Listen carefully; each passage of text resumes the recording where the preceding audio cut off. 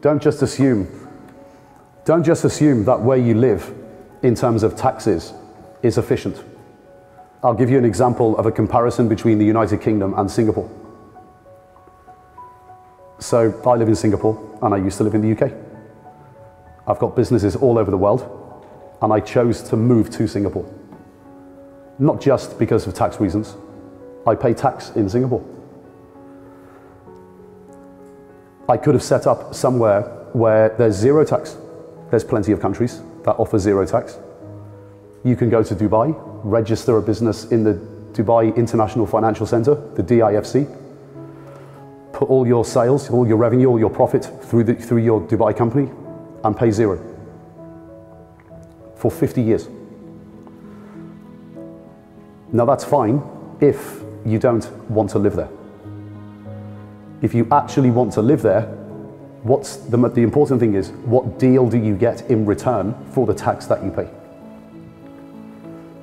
Well, if you pay nothing in these countries around the world, what you find is, in return, you do get nothing. So go to any of the Caribbean islands where you can set up companies and pay 0% tax.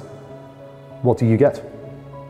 Dirt roads, no schools, no hospitals, just crap public services. You can't live there. They're just tax havens, right? So it's different if you actually want to move there, okay? So I think Singapore is the best place in the world because it's the best deal in the world in terms of tax efficient structures and lifestyle. So let's say you have a service company and you work for yourself. And you have a UK company and a Singapore company. And you invoice a client 100.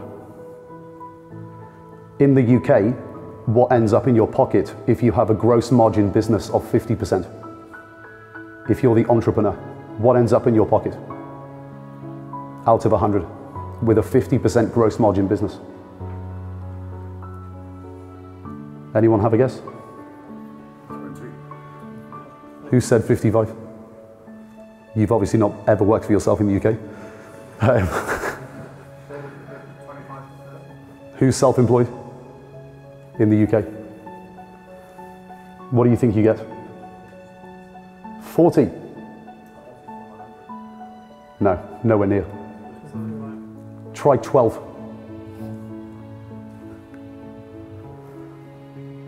Because what's happening, you invoice 100, right? Your VAT is 20%. Sales tax.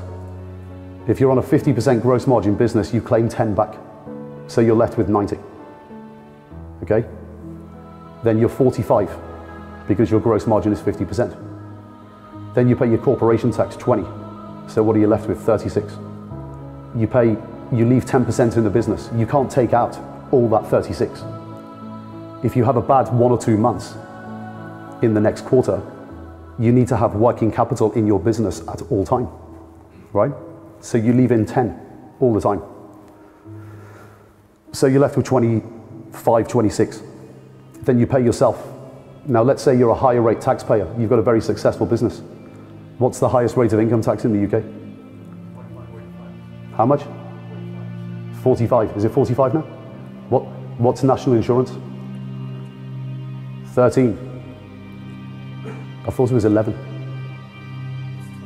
12. Okay. I don't know, I've not been here for a while, but it's not gone down, right? And by the way, one of the costs of the business in the UK is that you actually have to pay employers' national insurance. So whoever you hire, you add it on, you have to write a check. It's a tax on jobs. It's crazy. So you're left with your 25, 26. You're a high rate taxpayer, 45% tax plus 12% national insurance. So you're at 57. You're left with 12, 13. Now that is a fucking good business. That's a 50% gross margin successful company with a product or service that sells. And the owner is in the higher income tax bracket because they're earning a few £100,000 a year or whatever, right? What if you're just a regular company on the high street, like a flower shop or a hairdresser's or a nail bar or whatever you go when you walk down the high street? For you to make like 100 grand a year after tax, you're going to have to turn over millions and millions of pounds. It's a joke.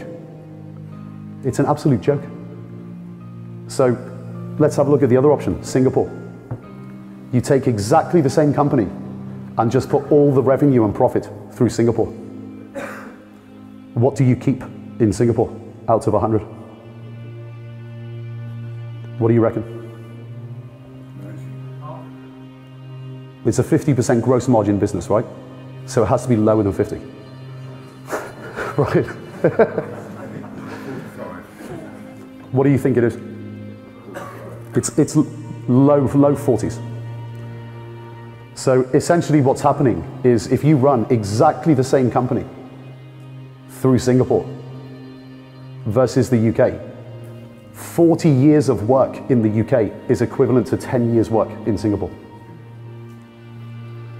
So you can have 4 careers in Singapore, and that equals 1 career in the UK. Now, when I was living here, it just became too much, because you just get up every morning and you realize that you work from January the 1st every year till the end of October, paying for everyone else to live. That's basically what you do. And that's if you're successful. So if you don't want capital here, that's fine. Make it difficult for people like me. What do? Well, we don't care. We've got money. We just go to Heathrow. It doesn't hurt me because I just leave. The people it really hurts are the middle class and the working class. That's who it really hurts, because it hollows out the productive capacity of the economy and capital leaves. So factoring 1 to 4 UK versus Singapore, running exactly the same company. And this is what the UK doesn't realize. The UK doesn't compete anymore just on business. It also competes on lifestyle. So if you've got money, you can move anywhere in the world, right? First of all, why would you be in the UK and run your company from the UK? It's just dumb. It's just really dumb.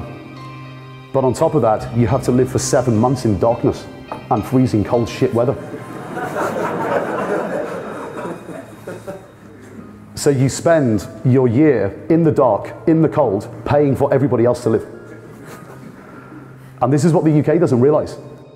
People don't realize that in this global economy, if you're not competitive, you die. And the UK is not just uncompetitive on taxes and attracting capital into the country and attracting entrepreneurs. It used to be, but it's not any longer. It doesn't compete on lifestyle. It's a crap place to live if you've got money. And there's nothing you can do about it. You know, for example, like if you live the best lifestyle, say in West London, right? And you're a billionaire. And you come downstairs and you get in your roller and you've got your driver. Well, unless you've got wings, you're not avoiding the traffic.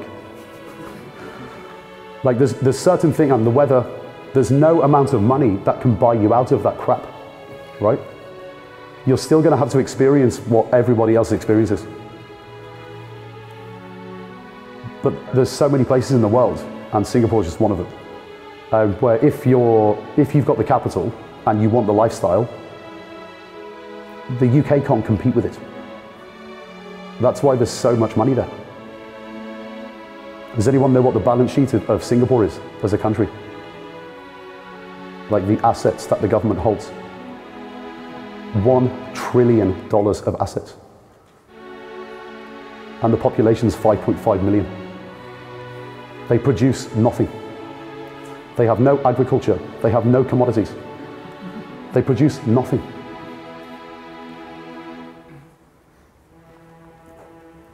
$1 trillion and 5.5 million population. I mean, this is what you really have to understand, like there's a big world out there and you are getting a shit deal. Very shit deal. There's nothing negative about wanting to pay less tax. I've never understood it.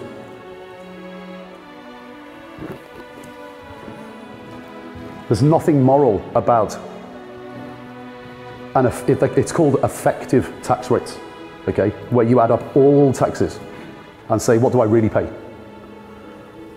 What actually goes into my pocket? When you have an effective tax rate for an entrepreneur that runs a successful 50% gross margin business of 88%, capital is going to leave your country. And it's been going on for years. It's just going to go somewhere else where capital gets a better return. And the rich don't suffer. The rich just move.